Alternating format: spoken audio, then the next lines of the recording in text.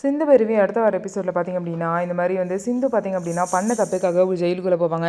இது எல்லாத்துக்கும் சஞ்சய் தான் காரணம். சஞ்சய் தான் கூட இருந்து இவ்வளோ ஹெல்ப் பண்ணியிருக்காங்கன்னு சொல்லிட்டு அன்னபூர்ணி வந்து அவங்களுக்கு வந்து பாராட்டிட்டு அதுக்கப்புறம் போயிடுவாங்க. அதே மாதிரியும் வந்து பைரவியும் சஞ்சய் கிட்ட தேங்க்ஸ் சொல்கிறேன் அப்படின்னு சொல்லிட்டு அவங்களுக்கு கை கொடுத்து விஷ் பண்ணுவாங்க. இதை பார்த்து ஆறுமுகம், இதெல்லாம் நம்ம பழக்கமே இல்லை, நீ எதுக்கு வந்து அவனுக்கு கையெல்லாம் கொடுக்குற, வாயில் தேங்க்ஸ் சொன்னால் பத்தாதா அப்படின்னு சொல்லிட்டு ஆறுமுகம் பைரவி கிட்ட கேட்பாங்க. அதுக்கு பைரவி என்ன சொல்லுவாங்க அப்படின்னா, நான் ஒரு ஃப்ரெண்ட்ஸ் கிட்ட ஒரு ஹேண்ட் ஷேக் பண்ணுறது கூட இப்படி பொறாமப்படுறேன், நீ ஏன் இப்படி இருக்க, இந்த மாதிரி கேரக்டர் உள்ளவங்க கூடலாம் நான் என்றைக்கும் வாழணும்னு நினைக்கவே மாட்டேன் அப்படின்னு சொல்லிட்டு பைரவி வந்து கோவப்பட்டு போயிடுவாங்க. இன்னொரு சைடு பார்த்திங்க அப்படின்னா காயத்ரிக்கு விருப்பமே இல்லாமல் நடந்த கல்யாணம் தான் எஸ்சிக்கு கூட நடந்த கல்யாணம். ஆனால் எஸ்சிக்கு திரும்ப பார்த்திங்க அப்படின்னா காயத்ரி கூட ஒன்றா இருக்கணும், காயத்ரி எப்படியாவது நம்ம கூட வாழ வைக்கணும் அப்படின்னு சொல்லிட்டு மெடிக்கல்லேருந்து வந்து பார்த்திங்க அப்படின்னா டேப்லெட் வாங்கிட்டு வந்து அந்த டேப்லெட்டை பாலில் கலந்து பார்த்திங்கன்னா காயத்ரி கொடுக்குறதுக்கு பிளான் பண்ணுவாங்க.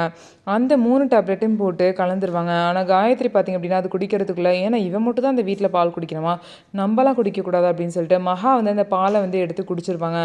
அவங்களுக்கு பார்த்திங்க அப்படின்னா மயக்கம் வந்துடும். ஆனால் காயத்ரி கிட்ட வந்து பார்த்திங்க அப்படின்னா எஸ்ஐக்கு தப்பாக நடந்துக்க போகிறப்ப காயத்ரி வந்து முழிச்சிருவாங்க. என்ன இவ்வளோ மாத்திரை கொடுத்து இவன் எந்திரிச்சிட்டா அப்படின்னு சொல்லிட்டு எஸ்ஐக்கு ஒரே குழப்பம். அதுக்கப்புறம் பார்த்திங்கன்னா காயத்ரி, உன்கிட்ட தான் என் ரூம்க்கே வராதான்னு சொல்லியிருக்கேன், நீ எதுக்காக என் ரூம் கிட்ட வந்து இந்த மாதிரி என்கிட்ட தப்பாக நடந்துக்கிறேன், எனக்கு இதெல்லாம் பிடிக்கல, தயவுசெய்து வெளியே போன்னு சொல்லிட்டு எஸ்ஐக்கே வெளியே அனுப்பிச்சிருவாங்க.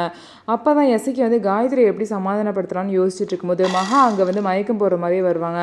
அப்போ தான் விஷயமே தெரியுது, அந்த பாலை மகா வந்து குடிச்சிட்டாங்க அப்படின்னு சொல்லிட்டு. ஸோ இதுக்கப்புறம் என்ன நடக்க போகுதுன்னு சொல்லிட்டு வெயிட் பண்ணி பார்க்கலாம். நம்ம வீடியோ உங்களுக்கு பிடிச்சிருந்தா நம்ம வீடியோவை லைக் பண்ணிக்கோங்க.